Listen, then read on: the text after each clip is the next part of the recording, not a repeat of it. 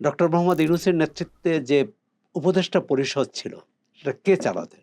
এই যে kitchen cabinet বলা হচ্ছে, হুম। তাহলে কিচেন হয়তো পুরো উপদেষ্টা পরিষদ না জানলেও কিচেন ক্যাবিনেট জানে। প্রশ্নটা হচ্ছে যে দুটি দেশের সাথে যখন চুক্তি হয় তখন সমানে সমানে কিন্তু হতে হয়। এটাই হচ্ছে সবচেয়ে উদ্বেগের বিষয় যে সরকার এখানে লুকোচুরি খেললো কেন?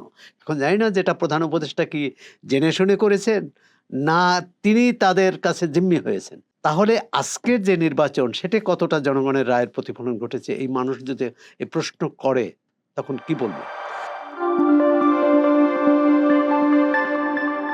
কথায় কথায় স্বাগত চর্চার বিশেষ অনুষ্ঠানে। আমরা কথা বলবো আসলে আজকের দিনে একটি ঘটনা নিয়ে বেশ সামাজিক যোগাযোগ মাধ্যমে বেশ একটা আলোচনা হচ্ছে, সে প্রসঙ্গে আসছি। এই যে আমাদের সাবেক অন্তর্বর্তী সরকার, সেই অন্তর্বর্তী সরকারের নানান প্রসঙ্গ আসলে নতুন করে আবার আলোচনায় এসেছে একটি সাক্ষাৎকারকে কেন্দ্র করে। এটা নিয়ে আমরা কথা বলবো। আমাদের সঙ্গে আছেন চর্চা সম্পাদক সোহরাব হাসান। সোহরাব হাসান, আপনাকে কথায় কথায় স্বাগত। ধন্যবাদ আপনাকে। সাবেক পররাষ্ট্র উপদেষ্টা মোহাম্মদ তৌহিদ হোসেন, তিনি হচ্ছে বেসরকারি টেলিভিশন চ্যানেল যমুনাকে একটা সাক্ষাৎকার দিয়েছেন। এই সাক্ষাৎকারের ভিডিও ফুটেজ গতকাল থেকেই আসলে সোশ্যাল প্ল্যাটফর্মে ব্যাপকভাবে প্রচারিত হচ্ছে, নানান আলোচনা হচ্ছে। তিনি একটা কথা পরিষ্কারভাবে বলেছেন যে অন্তর্বর্তী সরকারের সব সিদ্ধান্ত কিচেন ক্যাবিনেট, কোট আনকোট, এই শব্দটা এর আগেও এসেছে, কিচেন ক্যাবিনেট নিত। এইটা তাহলে হচ্ছে আসলে কিসের ইঙ্গিত দেয়? মানে তাহলে সরকারের বাকি পার্টটা কি আলংকারিক ছিল? ধন্যবাদ আপনাকে। আ আ সাবেক পররাষ্ট্র উপদেষ্টার এই বক্তব্য, সাক্ষাৎকার, এর আগে শ্রম ও নৌ-পরিবহন আ উপদেষ্টা সাখাওয়াত হোসেনের সাক্ষাৎকার, তাতেও কিন্তু এই কিচেন ক্যাবিনেটের কিচেন কথা ক্যাবিনেটের প্রসঙ্গ ছিল। এসেছে। প্রশ্ন হচ্ছে তাহলে ডক্টর মোহাম্মদ ইউনূসের নেতৃত্বে যে উপদেষ্টা পরিষদ ছিল সেটা কে চালাতেন? একের পর এক উপদেষ্টা যখন বলছেন যে তারা জানতেন না কিছু। এমনকি সাবেক আইন উপদেষ্টা ডক্টর আসিফ নজরুলও বলেছেন যে যুক্তরাষ্ট্রের সাথে যে চুক্তি হয়েছে এটি তার অজ্ঞাতে। হুম। আরেক উপদেষ্টা ফরিদা আক্তার তিনি বলেছেন যে এই চুক্তি তিনি বিরোধী ছিলেন, চুক্তি তিনি ঠেকাতে পারেননি। অর্থাৎ সংখ্যাগরিষ্ঠতা তার এই চুক্তির পক্ষে সিদ্ধান্ত নিয়েছে। তাহলে ওই সরকারটি কে চালাতেন? একক। আমরা রাজনৈতিক সরকারে দেখি যে আ প্রধানমন্ত্রী তিনি এককভাবে সিদ্ধান্ত নেন। তিনি যাদের পছন্দ করেন তাদের নিয়ে অথবা এককভাবে। এখানেও কি সেটা ঘটেছে? তা তো হওয়ার কথা নয়। কারণ একটা গণ অভ্যুত্থানের মধ্যে যে সরকার এসেছে, সেই সরকার তো জনগণের আকাঙ্ক্ষা, আশা-আকাঙ্ক্ষা পূরণ করার, বাস্তবায়ন করার পক্ষে একযোগেই কাজ করবে। এবং যেকোনো সরকারের উপদেষ্টা পরিষদ বা মন্ত্রী পরিষদ হচ্ছে একটি টিম। এই টিম যদি একসঙ্গে কাজ না করে, তাহলে তো এর মধ্যে নানা রকম জটিলতা, নানা রকম দুর্বলতা দেখা দেবেই। সিদ্ধান্ত গ্রহণের ক্ষেত্রে সিদ্ধান্তটি কার পক্ষে হয়েছে? যদি জনগণের পক্ষে হতো, বাংলাদেশের জাতীয় স্বার্থের পক্ষে হতো, তাহলে প্রশ্ন আসতো না। অনেক সিদ্ধান্ত অন্তর্বর্তী সরকার নিয়েছে যেগুলো বাংলাদেশের স্বার্থের বিরোধী, স্বার্থের পরিপন্থী। আ আরেক বিশেষত এই জায়গায় যে আপনি যেহেতু একটা সাখাওয়াত হোসেনের কমেন্টটা বললেন বা আসিফ নজরুলের কমেন্টটা বললেন, আমরা চর্চা থেকে হচ্ছে রিজওয়ানা হাসানের সাক্ষাৎকার আমরা নিয়েছি। তিনি সেখানে তাকে এই প্রশ্ন করা হয়েছিল কিচেন ক্যাবিনেট নিয়ে। কারণ কিচেন ক্যাবিনেটের অংশ হিসেবে তার নামটি শোনা যাচ্ছিল। এবং আপনি খেয়াল করে থাকবেন হয়তো যে যমুনা যে প্রতিবেদনটি করেছে সেখানে কয়েকজন উপদেষ্টার ছবি দিয়ে কোনো নাম উচ্চারণ করা হয়নি। তৌহিদ হোসেনের ভাষ্যতেও আমরা তার কণ্ঠে কোনো ধরনের নাম আমরা পাইনি। কিন্তু যমুনার প্রতিবেদনে কয়েকজন উপদেষ্টার ছবি দেখানো মানে হয়েছে। সেখানে উপদেষ্টা হ্যাঁ, সেখানে রিজওয়ানা হাসানের ছবি আছে, ফরিদা আক্তারের আছে, আদিলুর রহমানের আছে, আসিফ নজরুলের আছে। এই ধরনের কয়েকজনের ছবি আছে যে যখন কিচেন ক্যাবিনেটের কথাটা বলা হচ্ছে তখন এই ছবিগুলো দেখানো হয়েছে একটা ঝলকে, কয়েক সেকেন্ডের জন্য।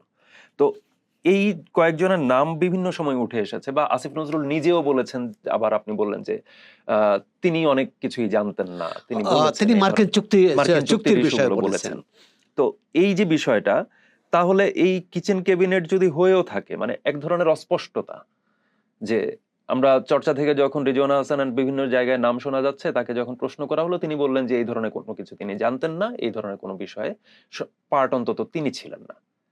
তো আবার তৌহিদ হোসেন বলছেন যে একটা কিচেন ক্যাবিনেট ছিল আসলে। তাহলে আসলে বিষয়টা কি? মানে এই লুকো হ্যাঁ, ছাপা বা তৌহিদ হোসেন তো স্পষ্ট করে বলছেন একদম যে পরিষ্কার বলছেন। প্রতি মঙ্গলবার তারা বসতেন, এর যে কোনো একটি বৈঠকে তাকে আমন্ত্রণ জানানো হয়েছিল, তিনি একবার গিয়েছেন। কথা হচ্ছে যে এই সরকারটি তাহলে কি অন্য কোনো মানে উপদেষ্টা যে পরিষদ এর বাইরেও কেউ আর শক্তি ছিল, কোনো শক্তি ছিল যাদের অঙ্গুলি হেলনে চলেছে, হুম, এবং সেই শক্তি কি দেশের, না দেশের বাইরের, না দেশের ভেতরের এবং বাইরের সম্মিলিত, এটাও প্রশ্ন এসেছে। আমরা দেখি যে অন্তর্বর্তী সরকার যখন দায়িত্ব নেওয়ার পর বেশ কিছু বিষয়ে সশস্ত্র বাহিনীর সাথে একটা টানাপোড়েন চলছিল, বিশেষ করে সেনাবাহিনী প্রধানের সঙ্গে। পরবর্তীকালে সেটি মিটমাট হয়েছে আমরা ধরে নেই। রাষ্ট্রপতির সাথেও একটা টানাপোড়েন, এটা শেষ পর্যন্ত, এবং রাষ্ট্রপতি যে পত্রিকান্তরে সাক্ষাৎকার দিয়েছেন সেখানে হুম, তিনি স্পষ্ট করে বলেছেন। আমরা তো ভেবেছিলাম যে এই গণ অভ্যুত্থানের পরে যে সরকার, সেটি আইন কানুন নিয়ম নীতি মাফিক চলবে, কারণ এখানে কর্তৃত্বের বিষয় নেই। এই সরকার স্থায়ীভাবে দেশ শাসন করতে আসেনি। তাদের যে ৩টি অঙ্গীকার ছিল: সংস্কার, নির্বাচন, বিচার। আর তাহলে এই সরকারের কেউ ভেবেছে যে এই কিচেন ক্যাবিনেটের বাইরে যারা এর এর বিপক্ষে, এবং তার তো কিছু ইঙ্গিত আমরা সাখাওয়াত হোসেনের ক্ষেত্রে আমরা দেখেছি। তিনি স্বরাষ্ট্র মন্ত্রণালয়ের দায়িত্বে ছিলেন, এবং স্বরাষ্ট্র মন্ত্রণালয়ে বলা যায় যে সেই কঠিন সময়ে একদম এক ধরনের শুরুতেই। শৃঙ্খলা নিয়ে এসেছিলেন, হুম, এক ধরনের নিয়ন্ত্রণ নিয়ে এসেছিলেন। এমনকি সেই মনোবল ভেঙে পড়া সেই পুলিশ বাহিনীকেও তিনি কি বলে সক্রিয় করতে পেরেছিলেন। হঠাৎ করে তার একটি মন্তব্যে হুম। তিনি পদচ্যুত হলেন, এবং শুধু পররাষ্ট্র উপদেষ্টা নন, আহ, এবং সেটা উপদেষ্টা শ্রম, জুলাইয়ে না শ্রম এবং নৌ পরিবহন উপদেষ্টা সাখাওয়াত হোসেন, তিনিও কিন্তু পদত্যাগ করতে চেয়েছিলেন। তিনিও কিন্তু, তাকে যখন স্বরাষ্ট্র মন্ত্রণালয় থেকে সরিয়ে দেওয়া হয় তখন তিনি পদত্যাগ করতে চেয়েছিলেন। আমি জানি না যে এর ভবিষ্যতে হয়তো আরো কোনো উপদেষ্টার কথা বের হতে পারে। মানে একটা, তাহলে কি এই সরকার একটা কোটারি গোষ্ঠী তৈরি করেছিল সরকারের ভিতরে? অর্থাৎ সরকারের ভিতরে আরেকটি সরকার ছিল। আমরা সাধারণত রাজনৈতিক সরকারে বা বড় ছোট অনেক দেশে, বিশেষ করে যেসব দেশে কর্তৃত্ববাদী শাসন থাকে, সেখানে এই ধরনের প্রবণতা থাকে যে আহ, সরকারের যিনি প্রধান থাকেন, তার একটা নিজস্ব পছন্দ, নিজস্ব আহ, বলয় তৈরি করে নিজস্ব নেওয়া। বলয় তৈরি হয়। কিন্তু অন্তর্বর্তী সরকারের সবাই তো সাবেক প্রধান উপদেষ্টা ডক্টর মোহাম্মদ ইউনূসের নিয়োজিত, এবং তিনি বলেছিলেন যে ছাত্ররাই তার নিয়োগকর্তা। তাহলে ছাত্রদের সাথে পরামর্শ করেছে বা ছাত্রদের সাথে আলাদা বৈঠক করেছে, এরকম কিন্তু প্রমাণ নাই। বরং ছাত্রদের মধ্য থেকে যারা এসেছিলেন তাদের মধ্যেও ক্ষোভ আছে, এবং অতি সম্প্রতি সাবেক উপদেষ্টা মাহফুজ আলম যেসব কথা বলেছেন, তার তো মনে হচ্ছে যে এই সরকারের যে উদ্দেশ্য ছিল, যে লক্ষ্য ছিল, যে কর্মসূচি ছিল, কোনোটাই তারা পালন করতে পারেনি। এক হচ্ছে যে আইনের শাসন প্রতিষ্ঠা, হুম, ন্যায় বিচার প্রতিষ্ঠা, এবং প্রশাসনে রাষ্ট্রে একটা শৃঙ্খলা ফিরিয়ে আনা সব ক্ষেত্রে। কিন্তু আমরা দেখলাম যে মবের রাজত্ব। তাহলে যারা মবকে উৎসাহিত করেছে তারাই কিচেন ক্যাবিনেটের সদস্য, আর যারা মবকে উৎসাহিত করেনি তারা কিচেন ক্যাবিনেটের বাইরে, অর্থাৎ তারা ওই নিজস্ব বলয়ের বাইরে। এটি একটা অদ্ভুত বিষয়। এবং জানেন যে অন্তর্বর্তী সরকার নিয়ে কিন্তু আদালতে রিট হয়েছে। অন্তত তারা বলেছেন যে তারা প্রথমে বলেছেন যে এটা আইনানুগ হয়নি, সংবিধান অনুযায়ী হয়নি। দ্বিতীয় তাদের যে সাবমিশন, সেখানে বলেছে যে অন্তর্বর্তী সরকার কি করেছে, কিভাবে করেছে, কোন কাজ করেছে, সবটা নিয়ে একটি কমিশন হওয়া উচিত। সরকারের শর্ত অনুযায়ী করবে। তারা কমিশনের ব্যাপারে কোনো শর্ত আরোপ করেনি যে এই বিষয়ে দেখা উচিত। তারা বলেছে যে হওয়া উচিত। এখন তো জনপরিসরে যে আলোচনা হয়েছে, দেখুন আপনি কিছুদিন আগেও এর আগে যে আওয়ামী লীগ সরকার ছিল 24 আগস্ট পর্যন্ত, সেই আওয়ামী লীগ সরকারের দুর্নীতি, অনাচার, দুর্বলতা, দমন পীড়ন, হত্যা ইত্যাদি আলোচনা ছিল রাজনৈতিক পরিসরে। কিন্তু অতি সম্প্রতি আপনি দেখুন যে বিশেষ করে হামের প্রাদুর্ভাব নিয়ে হুম, যে এখন যে বিগত সরকার অন্তর্বর্তী সরকারের সময় আইনশৃঙ্খলা পরিস্থিতি কি ছিল, আইনশৃঙ্খলা পরিস্থিতির কেন উন্নয়ন হয়নি, মবকে কারা উৎসাহিত করেছে, কেন টিকা কেনা হয়নি, স্বাস্থ্য ব্যবস্থা কেন ভেঙে পড়ল, শিক্ষা ব্যবস্থা কেন ভেঙে পড়ল, এইসবে কিন্তু জনপরিসরে পরিসরে আলোচনাটা বাড়ছে। সুতরাং কারো মুখ কিন্তু চেপে ধরা যাবে না। যদিও ডক্টর মোহাম্মদ ইউনূস বলেছিলেন যে আপনারা মন খুলে সরকার সমালোচনা করুন, কিন্তু মন খুলে সমালোচনা করতে যেয়ে আমাদের অনেক সাংবাদিক বন্ধু কিন্তু গ্রেপ্তারও গ্রেপ্তারও হয়েছেন, গ্রেপ্তারও মামলা হয়েছেন, হয়রানির হ্যাঁ, শিকার হয়েছেন। হয়রানির শিকার হয়েছেন। কিন্তু পুরো পরিস্থিতি একটা রহস্য। এবং এক্ষেত্রে যারা সমালোচনা করেন যে এই সরকারে এমনকি আহ, ভাবুক চিন্তক কবি ফরহাদ মশার। ফরহাদ মজার চর্চার সঙ্গে একাধিক সাক্ষাৎকার দিয়েছেন এবং একাধিক সাক্ষাৎকারে তিনি বলেছেন এর পিছনে একটি শক্তি আছে এবং হুম। শেষ পর্যন্ত যেটি ফলাফল সেটি হচ্ছে এখানে রেজিম চেঞ্জ হয়েছে এবং সেই রেজিম চেঞ্জের পিছনে আমেরিকার ভূমিকা ছিল। এই কথাটা কিন্তু মাহফুজ আলমের পোস্টেও আছে, এক ধরনের ইঙ্গিত আছে। বা তৌহিদ হোসেন যে সাক্ষাৎকার দিলেন যমুনাতে, মাহফুজ আলমের কথাটা বললাম এই কারণে যে মবের প্রসঙ্গে আসলে বললাম যে মাহফুজ আলম বলছেন যে আপনারা যেই কথা বারবার বলছেন যে আওয়ামী লীগ ফিরে আসছে, আওয়ামী লীগ ফিরে আসছে, সেদিনই ফিরে আসছে যেদিন আপনি মবের রাজত্ব কায়েম করছেন বা এটাকে প্রশ্রয় দিয়েছেন। এরকম অনেকগুলো পয়েন্ট উনি বলেছেন। আর তৌহিদ হোসেনের সাক্ষাৎকারে উনি কিন্তু স্ট্রেট বললেন যে ডিপ স্টেটের কথা, যে ডিপ স্টেটের কথা প্রশ্ন করে আমরা সুনির্দিষ্ট কোনো উত্তর কখনো ওইভাবে আহ পরিষ্কারভাবে আমরা পাইনি। আমরা এই শব্দটা জানি, শুনি। তৌহিদ হোসেন বলেছেন যে ডিপ স্টেট থাকে, সব রাষ্ট্রেই থাকে, নানাভাবে থাকে, নানাভাবে সক্রিয় হয়। এইটা আসলে জন আবেগটা যেদিকে সেটাকে সে ব্যবহার করে, ইত্যাদি ইত্যাদি। তো সেই ক্ষেত্রে এই যে গণতন্ত্র আনার এক ধরনের গণতান্ত্রিক রূপান্তরের জন্যই তো আসলে অন্তর্বর্তী সরকার এবং মানুষের জুলাইয়ের যে মুভমেন্ট, সেই মুভমেন্টটা ছিল কোটারির বিরুদ্ধে। তাহলে কিচেন ক্যাবিনেট যদি হয়, শুধু আপনি কোটারই বললেন না, কোটা ব্যবস্থার বিরুদ্ধে, টোটালি, অর্থাৎ যোগ্যদের বাদ দিয়ে আপনি অযোগ্যদের, অপেক্ষাকৃত অযোগ্যদের আপনি চাকরি দিয়েছেন। এই আন্দোলনটা শুরু তো হয়েছিল শুধু চাকরির কর্মসংস্থানের জন্য কর্মসংস্থানের এবং জন্য। দেশে বেকারত্ব এত প্রবল যে যখনই ছাত্ররা ডাক দিয়েছে সবাই এতে ঝাঁপিয়ে পড়েছে। কারণ তার তার স্বার্থ, তার জীবিকা, তার হুম। পরিবার ইত্যাদি। সুতরাং পরবর্তীকালে সরকারের দমন-পীড়নের কারণে এই আন্দোলনটা রাজনৈতিক রূপ নেয় এবং সরকার পতনের দিকে নেয়। আপনি যে কথাটি বলছেন যে তাহলে এর পিছনে এই যে ডিপ স্টেট, হ্যাঁ, সব দেশেই ডিপ স্টেট থাকে। ডিপ স্টেট আমরা যেটা বুঝি খোলা চোখে, সেটা হচ্ছে প্রকাশ্যে আপনি যেটা দেখেন, এর বাইরেও একটা আপনি যেটাকে বলছেন যে তাৎপর্য। সরকারকে কে চালনা করছে। সরকারকে কে চালনা করছে, এখানে একটা ডিপ স্টেটটার বলা হয় যে গোয়েন্দা সংস্থা। হুম, একটা ডিপ স্টেট যে নিরাপত্তা বাহিনী। হুম। আরেকটা হচ্ছে কূটনীতিও অনেক সময় ডিপ স্টেটের। বা আন্তর্জাতিক বলয়। আন্তর্জাতিক বলয় তো করেই। হুম। সেই আন্তর্জাতিক বলয়ের সাথে কারা এই Engage সম্পর্কগুলো থাকে। রাখে, কারা রাখে। এটি একটি আবার স্বীকৃত, যেমন আমাদের সব দেশেই তার বন্ধু দেশ, অবন্ধু দেশ, মিত্র দেশ। এ কিন্তু আমরা এমন ব্যক্তিদের নিয়োগ দেওয়া হয় নিরাপত্তা বাহিনীর পক্ষ থেকে যারা তারা বলে যে এটার ছদ্মপদ থাকে একটা। যে তিনি হয়তো ওই যে কাজে তিনি নিয়োজিত হন, তার ওইটাই মূল কাজ নয়। এটাও তার কিন্তু অন্য ডিপ কোনো কাজ স্টেটের, আছে। তার অন্য কাজ। হ্যাঁ? তা এখানে তাহলে কি করেছে? এটা সবসময়ই করে। এখন প্রশ্ন হচ্ছে যে যেটা ওই যে শক্তি, সামর্থ্য। এখন যেটা হচ্ছে যে গণ অভ্যুত্থান তো সবাই মেনে নিয়েছে এবং গণ অভ্যুত্থানের মাধ্যমে ওই সরকার চলে গেছে, এটার মধ্যেই নেই। কিন্তু এর পিছনের শক্তিটা কারা ছিল? হুম। এবং ফরহাদ মাজারও বলেছেন যে এই যে রেজিম চেঞ্জের কথা কি শুধু আমি বলেছি? রেজিম চেঞ্জের কথা জেফরি স্যাক্স বলেছেন, আমেরিকান অন্য কূটনীতিকরা বলেছেন। আর এটি আরও শঙ্কার কারণ যে ডোনাল্ড লু, যিনি কিছুদিন আগ পর্যন্ত এখানে মানে এই অঞ্চলে। মার্কিন প্রশাসনে ছিলেন, হুম। তার বার্তা বের হয়েছে, মানে তার বরাতে পাকিস্তানের যে রাষ্ট্রদূত ছিলেন সেখানে, যে ইমরান খানকে কিভাবে সরানো হয়েছে।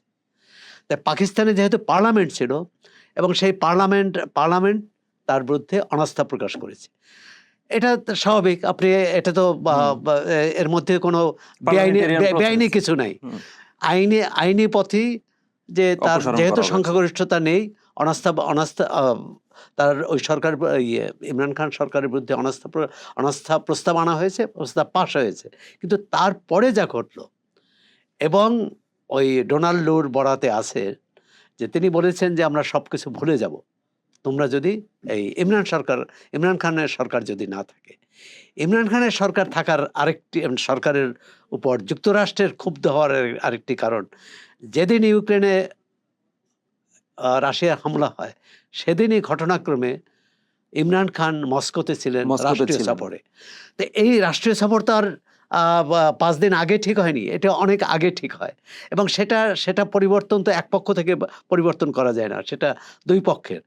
এখন সেটাকে এই যে মস্কোয় কেন ইমরান খান ছিলেন, আবার ধরুন ইমরান খানের পিছনে যারা অতীতে ইমরান খানকে যারা তৈরি করেছে বলা হয়েছে বা তাকে সমর্থন দিয়েছে, তারাই পরবর্তীকালে দেখলাম যে তারা তার প্রতি সমর্থন প্রত্যাহার করে নিয়েছে। এখন আমাদের এখানেও যে প্রশ্নটি এসেছে, তাহলে আওয়ামী লীগ সরকার ক্ষমতায় ছিল, তাদের গণ অভ্যুত্থানের বিষয়টি আলাদা, কিন্তু তাদের পক্ষে যারা ছিল সেটি সামরিক আমলাতন্ত্র, বেসামরিক আমলাতন্ত্র, বুদ্ধিজীবী সমাজ, সংবাদ মাধ্যম, নাগরিক পরিসর। সংবাদ মাধ্যম তো কারো পক্ষে থাকার কথা না বা কারো বিপক্ষে, কিন্তু আমি নাগরিক পরিসরের কথা বলছি, নাগরিক সমাজ। সেখানে কিন্তু এরকম কোনো আলোড়ন তৈরি হয়েছে কিনা যে যারা নির্বাচনের আগেও, অর্থাৎ 24-এর নির্বাচনের আগেও আওয়ামী লীগের পক্ষে দৃঢ় অবস্থান নিয়েছিল, তারাই সমর্থন প্রত্যাহার করেছে, যেটি ওই গণ অভ্যুত্থানকে হয়তো ইমরানের প্রসঙ্গটা যেহেতু হলো, ইমরানের সাথে এক ধরনের কানেক্টিভিটি যেটা ছিল যে তার যে চীনের যে belt and road initiative, BRI প্রকল্প, যেটা বিআরআই প্রকল্পের দিকে ইমরানের অতি ঝুঁকে পড়া, এবং হচ্ছে মার্কিনের কাছ থেকে পাকিস্তানের ওই মোমেন্টে প্রচুর ঋণ ছিল, এবং সেই ঋণের অর্থটা আসলে তিনি ফেরত দিতে পারছিলেন না, যেটার কারণে তিনি আবার হচ্ছে চীনের দিকে ঝুঁকছিলেন বেশি। আবার মস্কোর প্রসঙ্গটা চলে আসছে, এই সবকিছু মিলিয়ে মার্কিনদের সঙ্গে এক ধরনের সংকট তৈরি হলো। সেইখানে ইমরানকে ফেলে দেওয়া, আপনি যেটা বললেন যে ডিপ স্টেটের অনেকগুলো পার্ট মিলে আসলে হচ্ছে ইমরান খানকে তো কোনো গণ অভ্যুত্থানের মধ্য দিয়ে, কিন্তু অনাস্থার মধ্য দিয়ে, এবং এটাকে বলা হয় যে এটা সংসদীয় অভ্যুত্থানও বলা যায়। হ্যাঁ, পার্লামেন্টারিয়ান কু বলা। আমাদের এখানে গণ অভ্যুত্থান হয়েছে। এখন সেখানে ওই এর পিছনে কোন শক্তি আছে হয়তো একদিন বের হবে। এখন কিছু কিছু শব্দ হচ্ছে, এই যে কিচেন ক্যাবিনেট বলা হচ্ছে, তাহলে হয়তো পুরো উপদেষ্টা পরিষদ না জানলেও কিচেন ক্যাবিনেট জানে, মানে একটা মুষ্টিমেয় কয়েকজন জানে, সেই মুষ্টিমেয় কয়েকজন তারাই বেশি ক্ষমতাধর। আবার আমাদের রাজনৈতিক পরিসরে এই কথাটাও জোরে সোরে বলা হয়েছিল নির্বাচনের আগে, যে যারা ডক্টর মোহাম্মদ ইউনূসের কিচেন ক্যাবিনেটের সদস্য, তারা চাইছিলেন যে নির্বাচন আরো বিলম্ব হোক, এবং অন্তর্বর্তী সরকার আরো বেশি দিন ক্ষমতায় থাকুক। কিন্তু যারা এই কথিত কিচেন ক্যাবিনেটের বাইরে, তারা দ্রুত নির্বাচন দিয়ে চলে যেতে চেয়েছিলেন। এটা নিয়েও, নির্বাচন নিয়েও তাদের মধ্যে বিরোধ থাকতে পারে। সুতরাং যারা নির্বাচনের পক্ষে, তাদের বাইরে রেখেও কোনো আলোচনা হতে পারে। কিন্তু কি হয়েছে আলোচনাটা, বা কেন এটা এই অন্তর্বর্তী সরকারের মধ্যে এই বিরোধটা দেখা দিল, ফাটলটা দেখা দিল, এই প্রশ্নটা তো বের হয়ে আসছে, এবং এটি হয়তো আরো খোলসা হওয়া উচিত।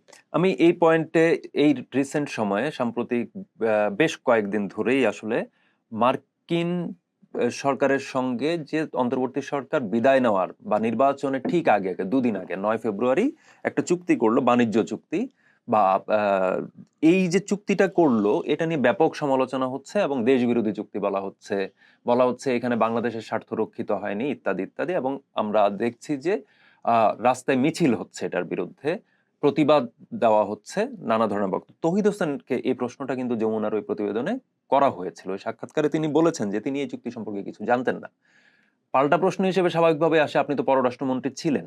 তিনি সুস্পষ্টভাবে নিরাপত্তা উপদেষ্টার কথা বলেছেন যে এই বিষয়টা তিনি আসলে তার নেতৃত্বে এই ঘটনাটা বা এই চুক্তির বিষয়ে তিনি সবকিছু জানেন। আমরা পরে দেখেছি বিএনপি সরকারের সময়, সেই সময়ের সাবেক জাতীয় নিরাপত্তা উপদেষ্টা এবং রোহিঙ্গা বিষয়ক যেই দায়িত্বে তিনি ছিলেন, সেই খলিলুর রহমানই পররাষ্ট্র মন্ত্রণালয়ের দায়িত্ব পেলেন। খলিলুর রহমান আবার বলছেন যে সব দলের সম্মতিক্রমেই আসলে চুক্তিটি হয়েছে। তো সেক্ষেত্রে এই যে দেশবিরোধী চুক্তি, সেইটা তাহলে হচ্ছে মানে অন্তর্বর্তী সরকারেরও সায় আছে, আবার হচ্ছে বাকি সব দলেরও, খলিলুর রহমানের ভাষ্যমতে বাকি সব দলের, নির্বাচনে আসা বাকি সব দলেরও সায় আছে। তাহলে আসলে দেশের স্বার্থ নিয়ে ভাবছেটাকে, মানে এই চুক্তিটা কেন এত গুরুত্বপূর্ণ না, হলো? এখন দেশের স্বার্থ নিয়ে যারা চুক্তি করেছেন তারা হয়তো মনে করেন যে এটাই দেশের স্বার্থ রক্ষা করেছেন, কিন্তু এটা যে ডোনাল্ড ট্রাম্পের স্বার্থ রক্ষা করা হয়েছে, যে ডোনাল্ড ট্রাম্পের যে আদেশের ভিত্তিতে এই চুক্তিটা করা হয়েছে, সেই সেই আদেশই আদেশটাই তো তো সেখানকার সর্বোচ্চ কোর্ট। আদালত বাতিল করে দিয়েছে। প্রশ্নটা হচ্ছে যে দুটি দেশের সাথে যখন চুক্তি হয় তখন সমানে সমানে কিন্তু হতে হয়। আমরা এর আগে ভারতের সাথে বা অন্য দেশের সাথে চুক্তির ক্ষেত্রেও কিন্তু এইসব অভিযোগ শুনেছি হুম। এবং আন্দোলনও হয়েছে। রামপাল বিদ্যুৎ কেন্দ্র নিয়ে তো লং দীর্ঘদিন মার্চ আন্দোলন হয়েছে, হয়েছে, লং দীর্ঘদিন। মার্চ হয়েছে। তখনও ওই সরকার লং মার্চে কর্ণপাত করেনি, আর ওই অন্তর্বর্তী সরকারও করেনি। কিন্তু এখানে একটি মানে আরো একটি আহ, বিষয় যেটা গুরুত্বপূর্ণ, সেটি হচ্ছে যে চুক্তিটা কি 3 দিন আগেই হয়েছে? চুক্তির প্রক্রিয়া হয়েছে কিন্তু অনেক আগে থেকে। অনেক আগে থেকে। আমার মনে আছে যেদিন ফরহাদ বাজারের প্রথম সাক্ষাৎকার নেই, সেদিনই সম্ভবত বন্দরের ব্যাপারে একটা সিদ্ধান্ত বন্দরের হয়েছিল। বিষয়ে একটা সিদ্ধান্ত হলো যে এবং বন্দর যেদিন নিয়েও কিন্তু আন্দোলন এবং চলছিল। তিনি যে কথাটি বললেন, যেদিন শেখ হাসিনার মামলার রায় হলো সেদিনই বন্দরের ব্যাপারে সরকারের সিদ্ধান্ত নিল। তিনি এটার মধ্যে একটা যোগসূত্র খুঁজে পেলেন। যোগসূত্র খুঁজে পেলেন। আরো যে যোগসূত্র, যে তাহলে এই যে যুক্তরাষ্ট্র এরকম একটি চুক্তি চাপিয়ে দেবে, এই প্রক্রিয়া কবে থেকে শুরু হয়েছে? এই প্রক্রিয়া কি এই প্রক্রিয়া তো নিশ্চয়ই নিশ্চয়ই নির্বাচনের 3 দিন আগে শুরু হয়নি, আর 9 ফেব্রুয়ারি শুরু হয়নি। এর আগে আগস্টে কিন্তু একটা এমইউ সই এমইউ হয়েছে, সই হয়েছে। এবং যেটা বলা হয়েছিল নন ডিসক্লোজার।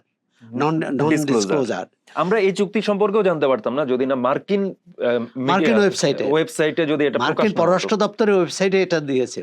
দেখুন, একটা অন্তর্বর্তী সরকার যে গণ অভ্যুত্থানের মধ্যে দিয়ে আসছে, যাদের জনগণের কাছে সর্বোচ্চ স্বচ্ছতা থাকার দরকার, কারণ তাদের তো ভোটের হিসাব নিকেশ নাই, তারা তো জনগণের কাছে ভোট চাইতে যাবে না।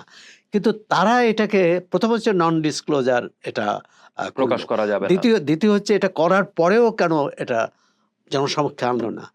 সরকার তো অনেকভাবে অনেক সিদ্ধান্ত মানে গণতান্ত্রিক ব্যবস্থায় সরকার যদি কোনো পক্ষে মানে কোনো সিদ্ধান্ত নিতে চায়, তার পক্ষে জনমত তৈরিরও একটা চেষ্টা করে। নাগরিক সমাজের মাধ্যমে সমাজকে নিয়ে করে, সংবাদ মাধ্যমকে নিয়ে করে। কিন্তু এই সরকার সব লুকোচুরি করে খেলেছে। এটা হচ্ছে সবচেয়ে উদ্বেগের বিষয়, যে সরকার এখানে লুকোচুরি খেললো কেন? কেন এটা বাংলাদেশের পররাষ্ট্র দপ্তরের ওয়েবসাইটে থাকবে না? কেন বাংলাদেশের বাণিজ্য মন্ত্রণালয়ের ওয়েবসাইটে থাকবে না? কেন আমাদের খুঁজে বের করতে হবে মার্কিন ওয়েবসাইট? আমি মনে করি যে এই প্রশ্নের, যারা এই চুক্তি করেছেন তাদের এই প্রশ্নের জবাব দেওয়া উচিত। দ্বিতীয় যে কথাটি বললেন, যে এটি তো ডক্টর খলিলুর রহমানের এই বক্তব্যের প্রতিফলন তো আমরা পার্লামেন্টের প্রথম অধিবেশনে দেখলাম। প্রথম অধিবেশনে বিরোধী দল, বিশেষ করে জামাত ইসলাম এবং এনসিপি, সরকারের অনেক বিষয়ে কঠোর সমালোচনা করেছে, ওয়াকআউট করেছে বারবার। জুলাই সনদ নিয়ে, সংবিধান সংস্কার পরিষদ গঠন না করা নিয়ে, গণভোট নিয়ে, নানা বিষয়। কিন্তু এই মার্কিন যুক্তরাষ্ট্রের সাথে যে অসম এবং চরম জাতীয় স্বার্থ পরিপন্থী চুক্তি হলো, এই চুক্তি নিয়ে কোনো প্রশ্ন তোলেনি কেউ। মানে এটি, এবং সরকারি দল তো সরকার সবসময় এটা আত্মরক্ষা করতে চাচ্ছেন। সরকারের জন্য যেটা বিপদ, সেটা হচ্ছে যে সরকারের পক্ষে যেহেতু এই চুক্তি সম্পাদনে যার মুখ্য ভূমিকা ছিল, তিনি তখন ছিলেন জাতীয় নিরাপত্তা উপদেষ্টা, আর এবারে হচ্ছেন তিনি পররাষ্ট্রমন্ত্রী। তিনি তো এই চুক্তির দায় অস্বীকার করতে পারবেন না। এখন তিনি যখন বলেন যে এটি বিএনপির সাথে কথা বলা হয়েছে, এনসিপির সাথে কথা বলা হয়েছে, জামাত ইসলামের সাথে কথা বলেছে, তাহলে তো আমরা বলতে পারি এটার ব্যাপারে জাতীয় ঐকমত্য হয়েছে। তাহলে জাতীয় ঐকমত্য সংস্কার বিষয়ে হয়নি, কিন্তু হচ্ছে মার্কিন চুক্তিটার বিষয়ে আসলে জাতীয় ঐকমত্য হয়ে গেছে। এবং যে চুক্তিটা যে কোনো বিবেচনায় এটা হচ্ছে জাতীয় স্বার্থ বিরোধী। তাহলে তখনই প্রশ্ন আসে, তাহলে জুলাই অভ্যুত্থানের একটি কি প্রকাশ্য লক্ষ্য ছিল আর একটি অপ্রকাশ্য লক্ষ্য ছিল? এই যে আমরা দেখেছি যে যখন ইভেন বিএনপি নির্বাচনে জয়লাভ করে, নিশ্চিতভাবে সংখ্যাগরিষ্ঠতা পেয়ে যায়, তারপর হচ্ছে সরকার গঠন, অভিনন্দন বার্তা যেটা আসে ডোনাল্ড ট্রাম্পের কাছ থেকে, সেখানেও তিনি বলেছেন চুক্তিটি যেন রক্ষা করা হয়। তো মানে যুক্তরাষ্ট্রের তরফ থেকে আসলে চুক্তির চাওয়াটা এটা তার স্বার্থের সাথে সংশ্লিষ্ট, সে এটা চাইবে যে চুক্তিটি যেন রক্ষা করা হয়। বাংলাদেশ কেন রক্ষা করবে সেই প্রশ্নের উত্তর সরকার নিশ্চয়ই দেবে। কিন্তু আমি এই জায়গাটাতে আবার একটু তৌহিদ হোসেনের সাক্ষাৎকারের ওইখানে যাব। তিনি খলিলুর রহমানের প্রসঙ্গ বলছেন পররাষ্ট্র ইস্যুতে, বাণিজ্য ইস্যুতে, যেখানে দুটি বিষয় যুক্ত, একটা হচ্ছে পররাষ্ট্র মন্ত্রণালয়ের যুক্ত, আরেকটা হচ্ছে বাণিজ্য মন্ত্রণালয় যুক্ত, সেইটার সম্পৃক্ততা একটা চুক্তি সম্পন্ন হচ্ছে এবং সেই চুক্তির বিষয়ে পররাষ্ট্র মন্ত্রণালয়ের দায়িত্বপ্রাপ্ত উপদেষ্টা তিনি এইটা অপারেট করছেন না, অপারেট করছেন খলিলুর রহমান। আবার ডিপ স্টেটের প্রসঙ্গ আসছে এবং ডিপ স্টেটের আলোচনা আসছে। আমরা কি তাহলে হচ্ছে মানে ইঙ্গিতটা তো খলিলুর রহমানের দিকে চলে যায় তাহলে, যে খলিলুর রহমান আসলে অন্য উপদেষ্টারা বিদায় নিচ্ছেন, অন্য উপদেষ্টাদের নিয়ে আলাপ হচ্ছে, খলিলুর রহমানকে নিয়ে অন্তর্বর্তী সরকার থাকাকালেও সমালোচনা হয়েছে, মাঝখানের ক্ষমতা হস্তান্তরের সময়টাতেও এই আলোচনা মার্কিন চুক্তি ঘিরেই এসেছে, ওনার বিষয়ে আলোচনা। উনি যখন পররাষ্ট্রমন্ত্রী হলেন, জামায়াত ইসলামী কিছু কিছু প্রশ্ন তুলেছেন, কিন্তু জোরালো নয়, কিন্তু একটা আনুষ্ঠানিকতার মতো করেই তারা প্রশ্ন তুলেছেন যে তাহলে খলিলুর রহমান আগে থেকেই হচ্ছে বিএনপি পন্থী ছিলেন। তারা এই রং দিয়ে আসলে এইভাবে তারা প্রশ্নটা তুলতে চান, কিন্তু এই প্রশ্নটা তুলতে চান না যে খলিলুর রহমান তাহলে আসলে কিভাবে কিভাবে এই জায়গাটা করে নিলেন আসলে। সেক্ষেত্রে ডিপ স্টেটের কানেক্টিভিটির সাথে খলিলুর রহমানকে কি সংযুক্ত ভাববো আমরা নাকি বিযুক্ত ভাববো? এখন প্রথমত হচ্ছে যে সংযুক্ত বিযুক্ত তখনই হবে যে ডিপ স্টেটের চেহারাটা, মানে তার ডিপ স্টেট তো আর দেখা যাচ্ছে তার না। চেহারাটা যদি আমরা আমাদের সামনে ভেসে আসে, মানে কোন ব্যক্তিগুলো বা কেন কি করেছে। হ্যাঁ, একটা হচ্ছে যে আমরা অন্য কিছু জানি না, আমরা চুক্তিটা সামনে পেলাম। আমরা ক্ষমতার আহ, জামাত ইসলামের আহ, অনেক সদস্যের, অনেক নেতার অভিযোগ অনুযায়ী যে খলিলুর রহমানই বিএনপির সাথে যে একটা সমঝোতা হয়েছে অন্তর্বর্তী সরকারে, সেই সমঝোতাটা তিনি করিয়ে দিয়েছেন। এখন কথা হচ্ছে যে একটি অন্তর্বর্তী সরকারের যারা সদস্য, উপদেষ্টা, তারা কারো পক্ষেই থাকবেন কেন? প্রথমেই তো তারা শপথ ভঙ্গ করেছেন, তারা সেইটা বিএনপির পক্ষে হোক বা জামাত ইসলামের পক্ষে হোক বা এনসিপির পক্ষে হোক। এমনকি এমনকি আমাদের সাবেক প্রধান উপদেষ্টাও তো বলতে পারে না যে অমুক আমার নিয়োগকর্তা। তার নিয়োগকর্তা জনগণ, কারণ গণ অভ্যুত্থানের মধ্য দিয়ে এই সরকার হয়েছে। কিন্তু যে বিষয়টি হলো বাস্তবতা, কঠিন বাস্তবতাটা হলো যে ক্ষমতায় আসার পর, ক্ষমতায় আসার আগে যে প্রতিশ্রুতি ছিল জনগণকে দেয়া, সেই প্রতিশ্রুতি তারা ভুলে গেছে। তারা এক পক্ষ চেয়েছে যে ক্ষমতা আরো কত দীর্ঘায়িত করা যায়, আর এক পক্ষ বলেছে যে দ্রুত নির্বাচন দিয়ে চলে যাওয়া। তো একটা মোটা দাগে বোধহয় ভাগ করা যায় যে যারা ডিপ স্টেটের বাইরে ছিলেন তারা নির্বাচনটা দ্রুত চেয়েছিলেন, এবং এই উপদেষ্টার মধ্যে কেউ কেউ কিন্তু এটা বলেছেনও যে আমরা আর বেশি দিন থাকতে চাই না। আবার ডিপ স্টেটের যাদের নাম এসেছে, আপনি যাদের ছবির কথা বললেন, তাদেরও আবার সব ব্যাপারে সবাই একমত হয়েছেন তা না। আচ্ছা, হ্যাঁ, কোনো বিষয়ে তারা ৩ জন একমত হয়েছে, কোনো বিষয়ে ৫ জন একমত হয়েছে। তা যে বিষয়ে ৩ জন একমত হয়েছে, ওই ২ জন তো আবার অন্য পক্ষে চলে গেছেন। এই পক্ষ বিপক্ষ, এখন জানি না যেটা প্রধান উপদেষ্টা কি জেনে শুনে করেছেন, না তিনি তাদের কাছে জিম্মি হয়েছেন, এই প্রশ্নটাও এসেছে। আচ্ছা। আমরা তাহলে এই যে একদম শেষ প্রশ্নটা আমি করতে চাই, এটা খলিলুর রহমান প্রসঙ্গেই, যে একটা নিয়ন্ত্রকের আড়ালের নিয়ন্ত্রক বা হচ্ছে আপনি যেটা বললেন যে নতুন সরকার জামাতের যে অভিযোগ যে বিএনপি আসলে নেগোসিয়েশন করে এই জায়গাটা, এটা জামাত বিভিন্ন আলোচনায় চর্চাতেও বলেছে, অন্যান্য বিভিন্ন চ্যানেলের টক শোতে জামায়াতের নেতাদের পক্ষ থেকে এই ধরনের বক্তব্যগুলো এসেছে। এবং সর্বশেষ আমাদের এখানে কামরুল হাসান এসেছিলেন, জামায়াত নেতা। তিনি সরাসরি বলেছেন যে একটা নির্বাচন, এটা আসলে ওনার ভাষ্য মতে হচ্ছে খুবই ছকে, আহ, আগে থেকেই ছক কষা একটা নির্বাচন হয়েছে, যেটা উপরে প্রচুর কারচুপি ইত্যাদি ইত্যাদি তো মানে ইলেকশন ইঞ্জিনিয়ারিং বলেছে। ইলেকশন ইঞ্জিনিয়ারিং হয়েছে, এই ধরনের এক ধরনের পরিষ্কার অভিযোগ তিনি তুলেছেন। এবং আহ, আমরা যখন জানতে চেয়েছি যে যদি ইলেকশন ইঞ্জিনিয়ারিং হয় আপনারা নির্বাচনের ফল মেনে নিলেন কেন বা আপনারা এটা হতে দিলেন কেন, তখন বলেছেন যে গণতান্ত্রিক একটা রূপান্তরের জন্য দেশের বৃহত্তর স্বার্থের দিকে তাকিয়ে তারা এটা করেছেন। তো এই অভিযোগগুলো বারবার আসছে এবং সেইখানে বর্তমান পররাষ্ট্রমন্ত্রীকে নিয়ে এনসিপির তরফ থেকে প্রশ্ন তোলা হয়েছে, জামায়াত ইসলামী প্রশ্ন তুলেছে যে উনি যেহেতু বিএনপি সরকারের পররাষ্ট্রমন্ত্রী হয়েছেন তাহলে বিএনপি কি উনি ফেভার দিয়েছেন আগে থেকেই, এই যে বিষয়টা।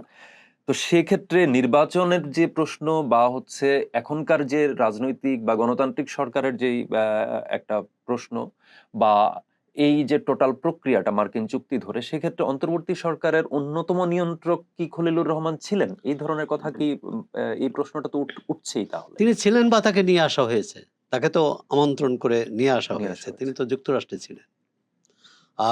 এবং সে কারণেই জনমনের সন্দেহটা ঘনীভূত প্রবল। হয়েছে। দ্বিতীয় হচ্ছে যে জামাত ইসলামের যে নেতা কামরুল হাসান না, জি, তিনি যে বললেন যে ইলেকশন ইঞ্জিনিয়ারিং এর মাধ্যমে এই যে বিএনপিকে জিতিয়ে দেওয়া হয়েছে।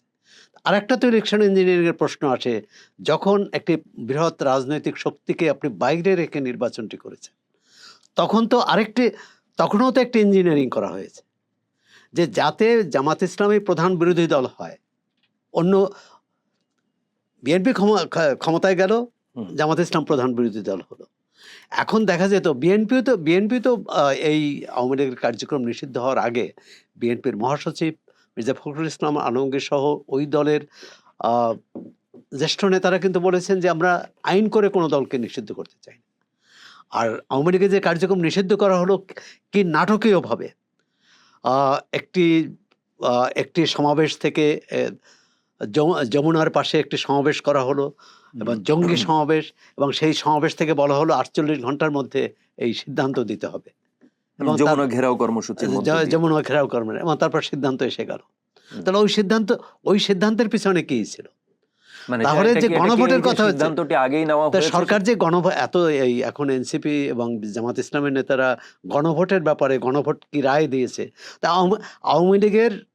আওয়ামী লীগ নির্বাচনে আসবে কি আসবে না, এটাই না একটা গণভোট হতে পারতো, যে বৃহত্তর অংশ যদি না চায় তারা নির্বাচন করবে না। হুম, আর নির্বাচন, একটি দল যারা অপরাধ করেছে তাদের বিচার হোক, কিন্তু যারা অপরাধ করেনি তাদের যে লাখ লাখ কর্মী সমর্থক আছে, সম্প্রতি প্রথম আলোর সাথে সাক্ষাৎকারে এটি রাজনৈতিক বিশ্লেষক আলতাফ পারভেজও পারভেজ। বলেছেন যে তাদের নির্বাচনে আসতে দেওয়ার সুযোগ দেওয়া উচিত ছিল। পাকিস্তানে, যেটা আওয়ামী লীগের প্রতি আবার আরেকটি যে অভিযোগ বলবো, হুম, যে পাকিস্তানে ইমরান খানের দল নিষিদ্ধ করার পরও তার দলের নেতা কর্মীরা কিন্তু অন্য দলের হয়ে বা স্বতন্ত্রভাবে নির্বাচন করেছে এবং এককভাবে তারা সবচেয়ে বেশি সবচেয়ে বেশি পেয়েছে। আসন পেয়েছিলেন, খুবই আলোচনার জন্ম দিয়েছিল সেটা। আলোচনা মানে এই যে, এবং গণতন্ত্র কি জনগণের আকাঙ্ক্ষার প্রতিফলন। তো শেখ হাসিনা 3টি নির্বাচন করেছেন কারচুপির সমালোচনা। মাধ্যমে, এবং জনগণের রায়ের প্রতিফলন ঘটাতে দেননি, এটাই তো অভিযোগ প্রধানত। তাহলে আজকের যে নির্বাচন সেটা কতটা জনগণের রায়ের প্রতিফলন ঘটেছে, এই মানুষ যদি এই প্রশ্ন করে তখন কি বলবেন? গণভোট নিয়ে অনেকে কিন্তু বেশ, যে এটি 68% মানুষ এর পক্ষে দিয়েছে। আমাদের যে ব্রিটিশ পদ্ধতি, আমরা যে নির্বাচন অনুসরণ করি, সেখানে যদি 5% ভোটও পড়ে, সেই 5%-এর মধ্যে যিনি বেশি পাবেন তিনি জয়ী তিনি হবেন। জয়ী হবেন। কিন্তু আপনি তুরস্ক সহ অনেক দেশেই আছে যে ন্যূনতম একটি ভোট না পেলে তাকে দ্বিতীয়বার নির্বাচন করতে দ্বিতীয়বার হয়। নির্বাচনে তো গণভোটের ক্ষেত্রে এই বাধ্যবাধকতা থাকা উচিত ছিল। আজকে যতই 65 না, 68% ভোট, মানে যারা উপস্থিত ভোট, মানে কাস্টিং ভোটের 68% গণভোটের হা দিয়েছে। আর বাকি 68 হা দিলে তাহলে 32% না দিয়েছে। কিন্তু প্রকৃত ভোটার কতজন হা দিয়েছে? যদি সেটা 50%-এর কম হয়, তাহলে এটা বলা যায় না যে তারা গণরায় পেয়েছেন। গণরায় এবং নির্বাচনে জয়ী হয় এক নয়। এক জিনিস নয়। ধন্যবাদ সোহরাব হাসান। আমরা যেই আলোচনায় ছিলাম সেটা হচ্ছে সাবেক পররাষ্ট্র উপদেষ্টা তৌহিদ হোসেনের সম্প্রতি দেওয়া একটি সাক্ষাৎকার নিয়ে যে আলোচনার জন্ম হয়েছে কিচেন ক্যাবিনেট। সেই কিচেন ক্যাবিনেটের আলোচনাটা কিন্তু আগেও ছিল। সাবেক উপদেষ্টা সাখাওয়াত হোসেন, আসিফ নজরুল এরকম বিভিন্ন জন আসলে এই প্রসঙ্গটি সামনে এনেছেন। এই যে কিচেন ক্যাবিনেট এটা আসলে কোটারির ইঙ্গিত দেয়, অথচ এই অন্তর্বর্তী সরকার যারা সেই সময়টাতে গণ-অভ্যুত্থানের পরে দায়িত্ব নিয়েছে, তাদের উপরে এই দায়িত্বটা এসেছিল কিন্তু কোটা বিরোধী আন্দোলনের মাধ্যমে। ফলে তারা তাদের দায়িত্বে আসলে কতটুকু সৎ ছিল? মার্কিন চুক্তি যেখানে বাংলাদেশের স্বার্থ ভীষণভাবে আ অবহেলিত হয়েছে, একটা স্বার্থ পরিপন্থী একটা চুক্তি হয়েছে, মার্কিন স্বার্থের পক্ষে গেছে। সেই চুক্তি আসলে কার নির্দেশে হয়েছে বা অন্তর্বর্তী সরকার আসলে কারা চালাতো? খলিলুর রহমান আসলে অন্তর্বর্তী সরকারের নিয়ন্ত্রকের ভূমিকায় ছিলেন কিনা? এই প্রশ্নগুলো উঠছে ভীষণভাবে। আপনারা কি মনে করছেন জানান চর্চার ইউটিউব চ্যানেল এবং ফেসবুক পেজের কমেন্ট বক্সে।